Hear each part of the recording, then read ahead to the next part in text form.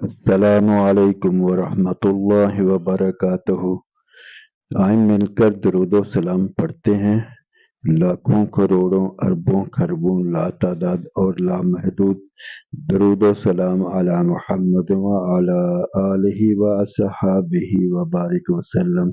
جزا اللہ عنا محمدا ما وعلہ، اللہم صل علی محمد کما تحب وترضی۔ آج کی ویڈیو کی طرف بڑھنے سے پہلے گزارش ہے کہ اسے بہت ہی توجہ سے، غور و فکر سے اور عمل کی نیت سے پورا سنیں اور اپنے دوست احباب عزیز و اقارب میں اس کو شیئر کریں۔ تو چلیں بڑھتے ہیں آج کی ویڈیو کی طرف۔ ہماری آج کی ویڈیو کا موضوع ہے کہ جو بھی ہم اعمال کرتے ہیں اچھے یا برے، ان کا بدلہ مل کر رہے گا۔ حضرت ابوبکر صدیق رضی اللہ عنہ ارشاد فرماتے ہیں کہ میں نبی مکرم صلی اللہ علیہ وسلم کے پاس تھا تو سورہ نساء آیت نمبر 123 نازل ہوئی۔ من یعمل سوء یجزا بہ ولا یجد لہ من دون اللہ ولیا ولا نصیرا۔ ترجمہ ہے، جو شخص کوئی برا کام کرے گا وہ اس کے عوض میں سزا دیا جائے گا اور اس شخص کو خدا تعالی کے سوا کوئی یار و مددگار نہ ملے گا۔ نبی مکرم صلی اللہ علیہ وسلم نے ارشاد فرمایا، اے ابو بکر، مجھ پر جو آیت نازل ہوئی کیا وہ تمہیں میں نہ پڑھا دوں؟ میں نے عرض کیا، یا رسول اللہ صلی اللہ علیہ وسلم ضرور پڑھا دیں۔ چنانچہ نبی مکرم صلی اللہ علیہ وسلم نے مجھے وہ آیت پڑھا دی۔ یہ آیت سنتے ہی مجھے ایسے محسوس ہوا کہ جیسے میری کمر ٹوٹ گئی ہے، جس کی وجہ سے میں نے انگڑائی لی۔ نبی مکرم صلی اللہ علیہ وسلم نے ارشاد فرمایا، اے ابو بکر، تمہیں کیا ہوا؟ میں نے کہا، ہم میں سے کون ایسا ہے جس نے برے کام نہ کیے ہوں، اور ہم جو بھی برا کام کریں گے کیا ہمیں اس کا بدلہ ضرور ملے گا؟ نبی مکرم صلی اللہ علیہ وسلم نے فرمایا، اے ابو بکر، تمہیں اور مومنوں کو برے کاموں کا بدلہ تو دنیا ہی میں مل جائے گا، اور تم اپنے رب سے اس حال میں ملاقات کرو گے، یعنی مرتے وقت یہ حالت ہوگی کہ تم پر کوئی گناہ نہ ہوگا اور دوسروں کے گناہوں کو جمع کیا جاتا رہے گا اور انہیں ان گناہوں کا بدلہ قیامت کے دن دیا جائے گا۔ حضرت ابوبکر صدیق رضی اللہ عنہ فرماتے ہیں، میں نے عرض کیا، یا رسول اللہ صلی اللہ علیہ وسلم، من یعمل سوء یجزا بہ والی آیت کے بعد حال کس طرح ٹھیک ہو سکتا ہے، کیونکہ ہم نے جو بھی برا کام کیا ہے اس کا بدلہ ہمیں ضرور ملے گا۔ نبی مکرم صلی اللہ علیہ وسلم نے فرمایا، اے ابو بکر، اللہ تعالیٰ جل شانہ تمہاری مغفرت فرمائے، کیا تم بیمار نہیں ہوتے؟ کیا تم کبھی تھکتے نہیں؟ کیا تمہیں کبھی کوئی غم پیش نہیں آتا؟ کیا تمہیں کبھی کوئی مشقت نہیں اٹھانی پڑتی؟ کیا تمہیں کبھی کوئی مصیبت پیش نہیں آتی؟ میں نے عرض کیا، جی ہاں، یہ سب کچھ پیش آتا ہے۔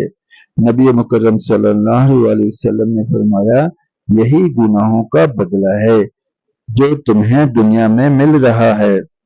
حضرت محمد بن منتشر رحمۃ اللہ علیہ کہتے ہیں، ایک آدمی نے حضرت عمر بن خطاب رضی اللہ عنہ سے کہا، مجھے اللہ کی کتاب میں ایک ایسی آیت معلوم ہے جو کہ بہت سخت ہے۔ یہ سن کر حضرت عمر رضی اللہ عنہ اس کی طرف بڑھے اور اس کو کوڑا مارا۔ ظاہری الفاظ قرآن کے ادب کے خلاف تھے اور فرمایا، تمہیں کیا ہوا؟ کیا تم نے اس آیت کی گہری تحقیق کر لی ہے جس سے تمہیں اس کے بہت سخت ہونے کا پتہ چل گیا ہے؟ وہ آدمی چلا گیا۔ اگلے دن حضرت عمر رضی اللہ عنہ نے اس آدمی سے کہا، جس آیت کا تم نے کل ذکر کیا تھا وہ سی آیت ہے؟ اس آدمی نے کہا، وہ یہ ہے، وَمَن يَعْمَلْ سُوءًا يُجْزَ بِهِ، لہذا ہم میں سے جو بھی کوئی برا کام کرے گا اسے اس کا بدلہ ضرور ملے گا۔ حضرت عمر رضی اللہ عنہ نے کہا، جب یہ آیت نازل ہوئی تھی تو اس وقت ہمیں کچھ عرصہ تک پریشانی کی وجہ سے کھانا پینا بالکل اچھا نہیں لگتا تھا۔ اس کے بعد اللہ تعالیٰ جل شانہ نے رعایت والی آیت نازل کر دی، پھر ہماری وہ پریشانی ختم ہو گئی۔ وہ آیت یہ ہے وَمَن يَعْمَلْ سُوءًا أَوْ يَظْلِمْ نَفْسَهُ ثُمَّ يَسْتَغْفِرِ اللَّهَ يَجِدِ اللَّهَ غَفُورًا رَحِيمًا۔ سورہ نساء کی آیت نمبر 160، جس کا ترجمہ ہے جو شخص کوئی برائی کرے یا اپنی جان کا ضرر کرے پھر رب تعالیٰ جل شانہ سے معافی چاہے تو وہ اللہ تعالیٰ جل شانہ کو بڑی مغفرت والا، بڑی رحمت والا پائے گا۔ حضرت ثعلبہ رضی اللہ عنہ فرماتے ہیں کہ حضرت عمر بن سمرہ بن حبیب بن شمس رضی اللہ عنہ نے نبی مکرم صلی اللہ علیہ وسلم کی خدمت میں حاضر ہو کر عرض کیا، یا رسول اللہ صلی اللہ علیہ وسلم، میں نے فلاں قبیلہ کا ایک اونٹ چوری کیا ہے، مجھے اس گناہ سے پاک کر دیں۔ نبی مکرم صلی اللہ علیہ وسلم نے اس قبیلہ والوں کے پاس آدمی بھیج کر پتہ کرایا۔ انہوں نے بتایا کہ ہاں ہمارا ایک اونٹ گم ہے۔ چنانچہ حضور اکرم صلی اللہ علیہ وسلم کے فرمانے پر حضرت عمر بن سمرہ رضی اللہ عنہ کا ہاتھ کاٹا گیا۔ حضرت ثعلبہ کہتے ہیں جب حضرت عمر رضی اللہ عنہ کا ہاتھ کٹ کر نیچے گرا اس وقت میں انہیں دیکھ رہا تھا۔ انہوں نے اپنے ہاتھ کو خطاب کرتے ہوئے کہا، تمام تعریفیں اس اللہ کے لیے ہیں جس نے مجھے تجھ سے پاک کر دیا، ورنہ تو نے تو میرے جسم کو جہنم میں داخل کرنے کا ارادہ کر ہی لیا تھا۔ حضرت حسن رحمۃ اللہ علیہ کہتے ہیں حضرت عمران بن حسین رضی اللہ عنہ کے جسم میں ایک بیماری تھی۔ ان کے چند ساتھی ان کے پاس آئے اور ان میں سے ایک نے کہا، آپ کے جسم میں جو ہم بیماری دیکھ رہے ہیں اس کی وجہ سے ہمیں بہت رنج اور صدمہ ہے۔ حضرت عمران رضی اللہ عنہ نے فرمایا، تم جو بیماری دیکھ رہے ہو اس کی وجہ سے غمگین نہ ہو، کیونکہ جو بیماری تم دیکھ رہے ہو وہ گناہوں کی وجہ سے ہے، اور جن گناہوں کو اللہ تعالیٰ جل شانہ ویسے ہی معاف فرما دیتے ہیں وہ تو ان سے کہیں زیادہ ہیں۔ پھر انہوں نے یہ آیت تلاوت فرمائی، وَبِمَا كَسَبَتْ أَيْدِيكُمْ وَيَعْفُو عَنْ كَثِيرٍ۔ حضرت ابو زمرہ بن حبیب بن زمرہ رحمۃ اللہ علیہ کہتے ہیں کہ جب حضرت ابو بکر صدیق رضی اللہ عنہ کے ایک بیٹے کی وفات کا وقت قریب آیا، اللہ اکبر، دیکھا صحابہ کرام کیوں اس قدر بام عروج تک پہنچ گئے کہ اپنی چھوٹی چھوٹی باتوں پر بھی رب تعالیٰ جل شانہ سے اس قدر خوف زدہ ہوتے تھے کہ آخرت میں ہمارا کیا ہوگا۔ حالانکہ نبی مکرم صلی اللہ علیہ وسلم دلاسا دے رہے ہیں، پھر بھی وہ کہتے کہ یا رسول اللہ صلی اللہ علیہ وسلم، جب رب تعالیٰ جل شانہ نے فرما دیا تو پھر اس کے عذاب سے بچنے کی کیا صورت ہوگی۔ نبی صلی اللہ علیہ وسلم نے دلاسا دیا اور فرمایا کہ کیا تمہیں یہ تکلیف نہیں پہنچتی، یہ نہیں پہنچتی، یہ تکلیف نہیں پہنچتی، اور یہ ارشاد فرما دیا کہ یہ تکالیف ان گناہوں کا دنیا ہی میں بدلہ ہے، اور آخرت میں تم ایسے پاک صاف ہو کر رب تعالیٰ جل شانہ کے پاس پہنچو گے کہ تمہیں انعامات ہی انعامات ملیں گے۔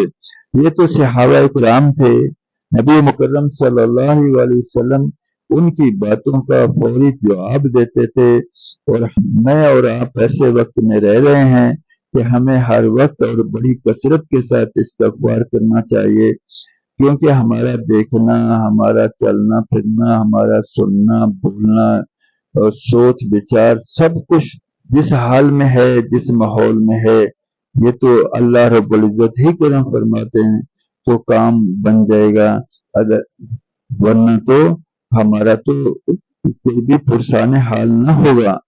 آج موقع ہے کہ رب تعالیٰ جل شانہ کو راضی کر لیا جائے اور اللہ کریم جل شانہ کے محبوب مکرم حضرت محمد رسول اللہ صلی اللہ علیہ وسلم کی کامل تابعداری کرتے ہوئے آپ کے پیچھے پیچھے چلا جائے، تاکہ آخرت میں نبی مکرم صلی اللہ علیہ وسلم کے امت میں ہونا نصیب ہو سکے۔ اور نبی مکرم صلی اللہ علیہ وسلم کی شفاعت مل سکے، اور رب تعالیٰ جل شانہ اپنے فضل سے ہماری آخرت بھلی بنا دیں۔ دنیا کی تکالیف چند روزہ ہے، اور یہاں کی خوشیاں بھی بہت جلد ختم ہونے والی ہیں۔